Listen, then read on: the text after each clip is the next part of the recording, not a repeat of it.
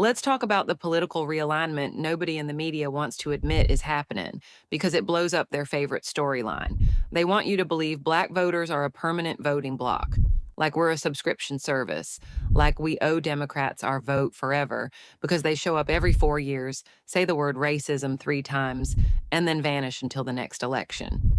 Yeah, no. A growing number of Black voters, especially Black men, are doing something Democrats cannot stand. They're voting like adults. They're prioritizing the economy. They're choosing economic freedom over identity politics. And the reason the Democratic Party is panicking is simple.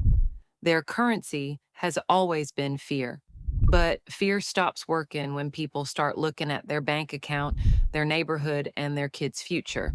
Let me make this personal because I'm not speaking in theory.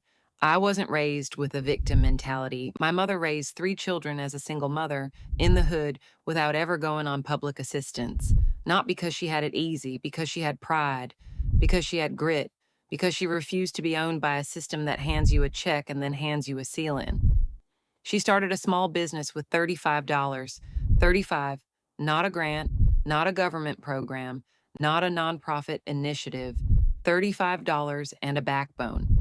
So when Democrats try to sell me this, you can't make it without us narrative, I don't just disagree. I laugh because I've watched real resilience up close, and it didn't come from a politician. It came from a mother who understood that dignity is earned, not issued. Now, here's what's changing in the country, and it's right in front of your face. Concept one: the economy is the real currency of the vote. Democrats keep trying to make everything about identity. But the truth is, the currency of the vote is the economy. People vote based on what they can feel: jobs, paychecks, prices, safety, opportunity, skills, entrepreneurship. And that's why Trump connects with a lot of Black voters, even the ones who don't love his personality. Because he talks like a businessman, he talks about outcomes, he talks about building, he talks about winning. And whether you like his style or not, people know the difference between somebody selling a plan and somebody selling a pity party. Concept two: the shift is real, and Democrats did it to themselves. The shift away from Democrats over the last 4 to 5 years is real, and here's something else the media hates. There's a record number of Black Republicans in Congress right now, 5, matching the record set recently and the highest since Reconstruction. Democrats hear that and immediately go into their favorite coping mechanism: insults. Sellout, Uncle Tom, you're not really Black. That's their whole playbook. They can't debate you, so they try to shame you. But the truth is, if your party needs to bully people into voting for you, you're not leading, you're controlling. Concept three: Democrats take Black voters for granted. This part is not even controversial anymore. Democrats treat Black voters like a guaranteed turnout machine. They don't invest in local outreach until the last minute. They don't build year-round relationships. They don't show up with job training, business development, and real community investment. They show up with celebrities, slogans, and fear-based messaging. If you don't vote for us, the other side will bring back slavery. That's not a campaign. That's emotional blackmail. And it's wearing off. Concept four: the victimhood narrative is a political product. This is something a lot of people feel but don't say out loud. Academia and media filter Black history through a lens that centers oppression, as if that's the only thing we are. Yes, slavery happened. Yes, Jim Crow happened. Yes, discrimination happened. But if your entire identity is built around being harmed, you will never build anything. You will only demand. And Democrats love that, because a citizen who believes they are powerless is easier to manage. A citizen who believes they are capable is harder to control. Concept five: Black History Month doesn't have to be a trauma festival.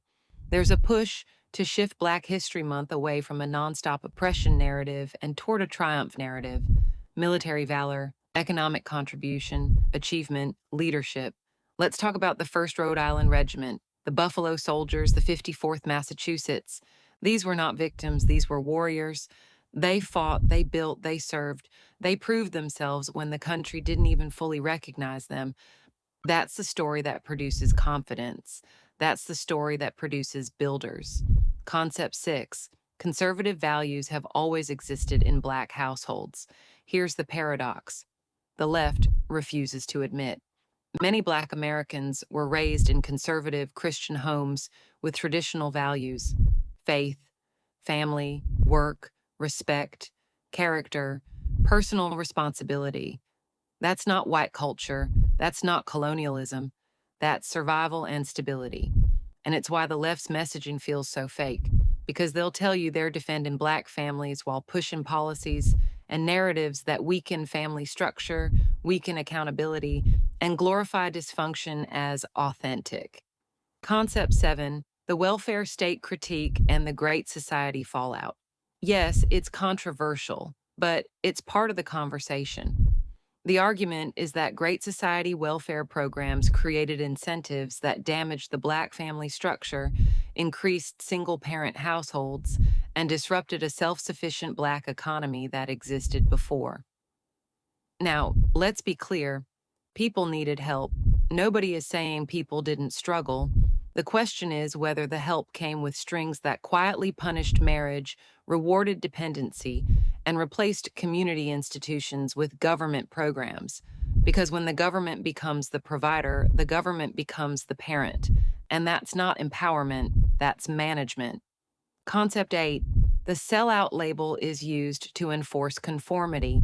Black conservatives talk about the social stigma: being called a sellout, being treated like you betrayed your race. But what kind of freedom movement demands political obedience? If your community can only tolerate one political opinion, that's not solidarity. That's a political plantation. And yes, I said it. Concept 9: white liberal assumptions are insulting.